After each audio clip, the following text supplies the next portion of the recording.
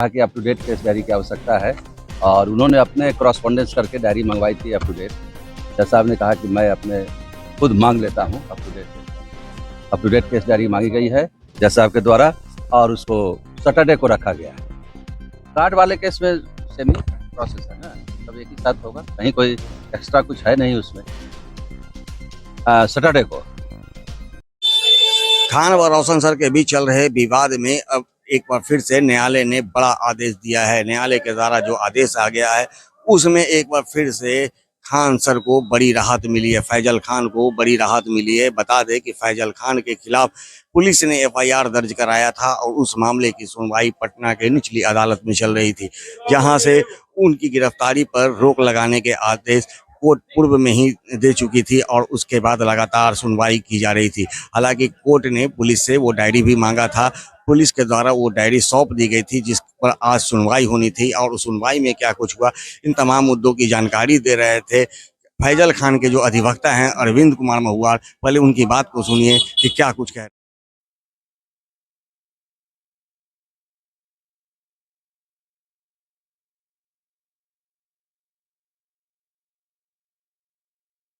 तो कुछ नहीं बोला, पीपी साहब ने ही कहा कि up to date case diary की आवश्यकता है और उन्होंने अपने क्रॉसपॉन्डेंस करके डायरी मंगवाई थी अप टू डेट। जज साहब ने कहा कि मैं अपने खुद मांग लेता हूँ up to date case diary मांगी गई है जज साहब के द्वारा और उसको सैटरडे को रखा गया है।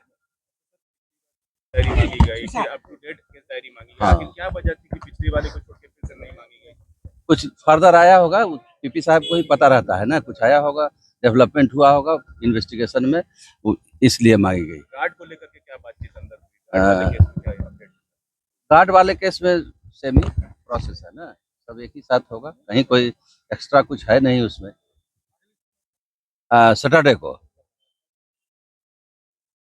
तो जैसा कि आपने सुना अरविंद कुमार महुआर जो कि फैजल खान के अधिवक्ता हैं, उन्होंने कहा है कि जो पुलिस से केस डायरी मांगी गई थी वो केस डायरी कोर्ट तक पहुंच चुकी है, पीपी तक पहुंच चुकी है। अब जिस तरह से लगातार कोर्ट के द्वारा जो सुनवाई की जा रही है उसमें फिलहाल फैजल खान को लगातार जो है बड़ी राहत मिलते आ रही है। कोर्ट के द्वारा उनकी गिरफ्तारी पर रोक लगाई गई है, जबकि विपक्षी पार्टियों की ओर से लगातार ये अपील की जा रही है कि उनके खिलाफ एफआईआर दर्ज है। और फिर जिस तरह से पुलिस के कार्यशैली पर भी सवाल उठाए जा रहे थे तो उन्हें काफ़ी उम्मीद है, न्यायालय से काफ़ी उम्मीद है कि रोशन सर के जो अधिवक्ता हैं उनके तरफ से जो केस की जा रही थी या फिर रोशन सर के तरफ से जो मांग की जा रही थी उस पर उन्हें न्यायालय पर पूरा भरोसा है कि आने वाले समय में निश्चित रूप से ही उनकी पक्ष को कोर्ट जानेगी और फैजल खान की गिरफ्तारी का आदेश भी जारी करेगी। लेकिन फिलहाल इतना तो तय है कि एक और जहां रोशन आनंद के दो जो सहकर्मी पिछले